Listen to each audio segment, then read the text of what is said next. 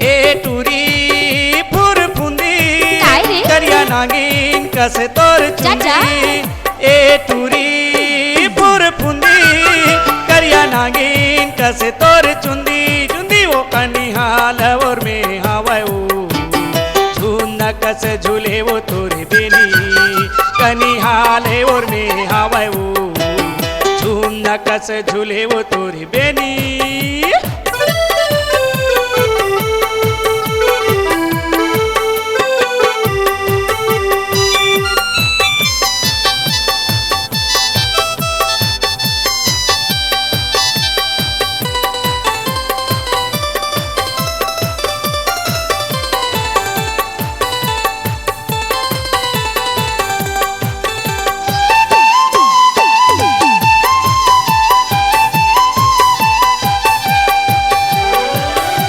नजर जब देख तो लाव मनिए मोरे मोहागे पहली नजर जब देख तो लाव मनिए मोरे मोहागे दूरी हालात देख के मोला मुस्की वो ढारे दूरी हालात देख के मोला मुस्की वो ढारे दूरी हालात देख के मोला मुस्की वो ढारे ए टूरी फुर फुंदी करिया नागिन कसे तोर चुंदी चुंदी वो ए टूरी फुर फुंदी करिया नागिन कसे तोर चुंदी कनिहाले और में हवाए वो झूंदा कसे झूले वो तोरे बेनी कनिहाले और में हवाए वो झूमना कसे झूले वो तोरे बेनी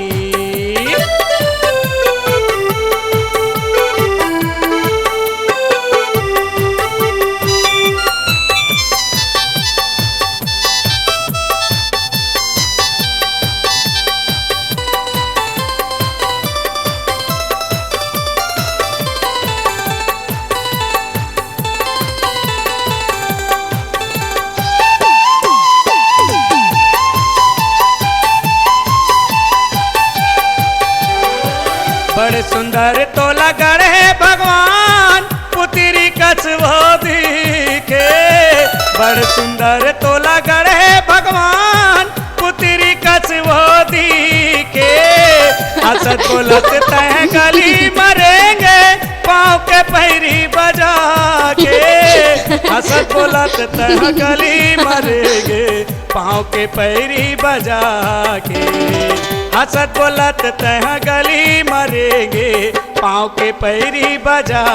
के ए टूरी फुर फुंदी करिया नागिन कसे तोर चुंदी चुंदी वो ए टूरी फुर फुंदी करिया नागिन कसे तोर चुंदी कनिहाल और में हवाए वो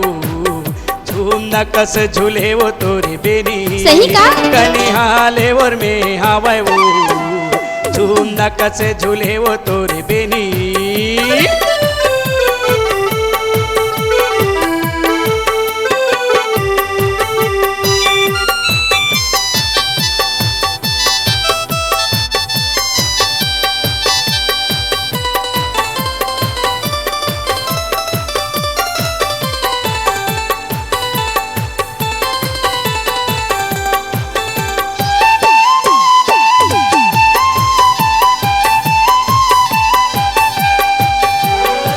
अंग तो चिकन चांदन हवे फूली गाल गोरी गोरी हरी अंग हाँ। तो चिकन चांदन हवे वो फूली गाल गोरी गोरी चटक मटक करेंगे ना हवे वो फुरफुंदी टूरी चटक मटक तोरे रेंगे ना हवे ए वो फुरफुंदी टूरी चटक मटक करेंगे ना हवे ए वो फुरफुंदी टूरी ए टूरी फुरफुंदी करिया नागिन कसे तोर चुंदी चुंदी वो ए टूरी फुरफुंदी करिया नागिन कसे तोर चुंदी कनिहाल और में हवे वो झूम न कसे झूले वो तोरे बेनी कनिहाला और में हवाए वो झूम न कसे झूले वो तोरे बेनी कनिहाला और में हवाए वो झूम न कसे झूले वो तोरे बेनी ए टूरी फुर फुंदी करिया नागिन कसे तोर चुंदी ए टूरी फुर फुंदी करिया नागिन कसे तोर चुंदी कनिहाले और में हवाए वो झूम न कसे झूले वो तोरे बेनी कनिहाले और में हवाए वो झूम न कसे झूले वो तोरे बेनी।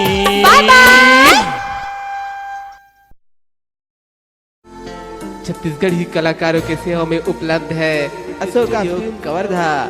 जो करेंगे डिजिटल रिकॉर्डिंग के साथ आपकी स्वरों को सजाकर मधुर बनाएंगे। संपर्क करें mobile number 7389138468। Digital audio recording studio Ashoka films Kawardha Chhattisgarh. Editor Raj Kulkarni. Contact number 7389138468।